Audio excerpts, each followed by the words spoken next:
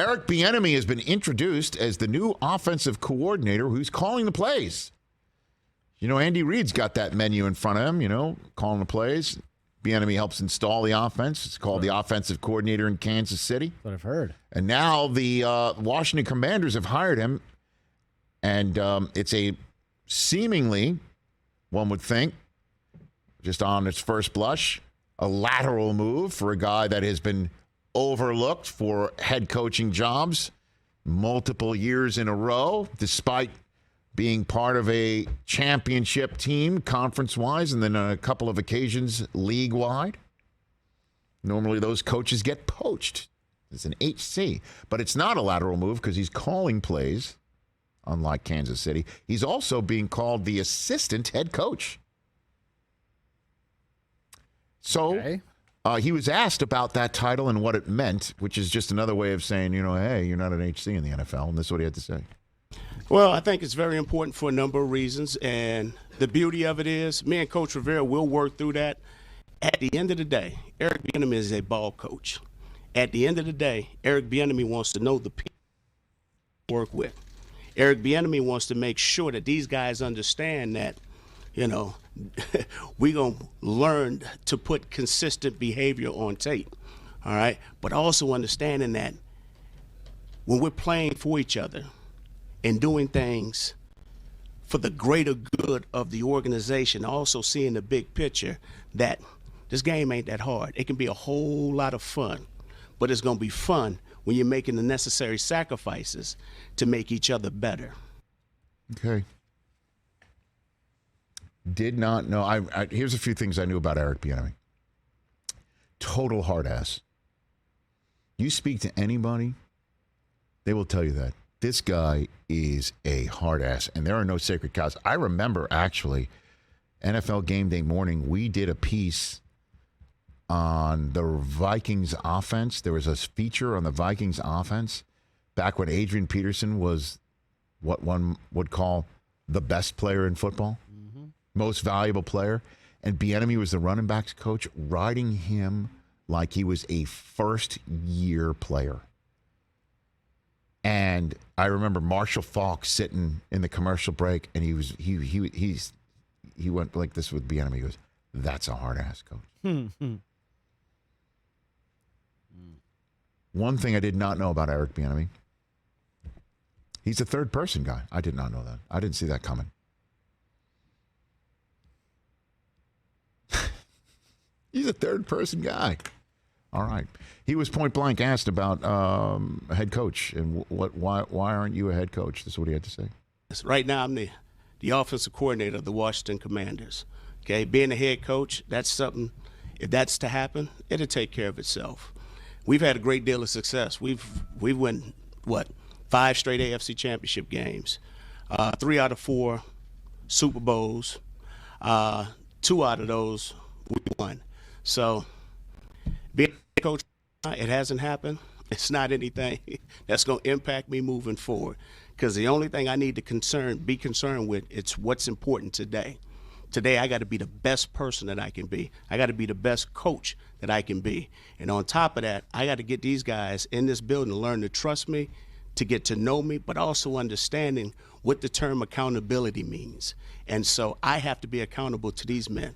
All right, so all that stuff about being a head coach, we could talk about that next year sometime. Right now, I'm focused on the job at hand. Okay. By the way, those were, as we say in the radio and television business, hits when you heard the sound drop out. That came from the feed from the team, actually, at any rate. Look, I don't have the answer. I know people say it's because of the color of his skin that he doesn't have a new head coaching job in the NFL. I do not know the answer as to why he's in Washington calling plays when, Doug Peterson and Matt Nagy didn't call plays in Kansas City or under Reid, and they got gigs. He's got a heck of an offense that he can co-coordinate, though, that's for sure. That kid, Brian Robinson, was terrific. McLaurin is a top Gibson. McLaurin is a top 10 receiver in the NFL. comes down to how he's going to coach up Sam Howell, who looks like it's going to be his Is gig. that the guy, or are the Commanders going in some sort of a way with a free agent? Are they going to just go ahead and see what they have in Sam Howell? Do you think Bieniemy would take the job if he's going to have to coordinate for a second-year player in his first year of being a quarterback, going through the ups and the downs with this kid in the NFC East, where the defending NFC champs reside? Who's going to go there? With two other teams starting $40 million a year quarterbacks? And Dak and Daniel Jones? Are they silently in on Derek Carr? Is it a Jimmy G spot? Tannehill gets released. The Washington Commanders are a sneaky quarterback carousel team. Don't forget, last year, they knocked on Green Bay's door. They knocked on Seattle's door. They knocked on a ton of doors last year before they're like, okay, we'll answer the knock from Indianapolis. And not to mention, they might have new ownership at the start of next year. Oh, I don't think so. No? That would stun me. I know that they put out the press conference. I mean, the press release that Bank of America was looking into the sale of the team, and of course, people were all wondering, like, do they have two franchises? Because it says Bofa up on the headline.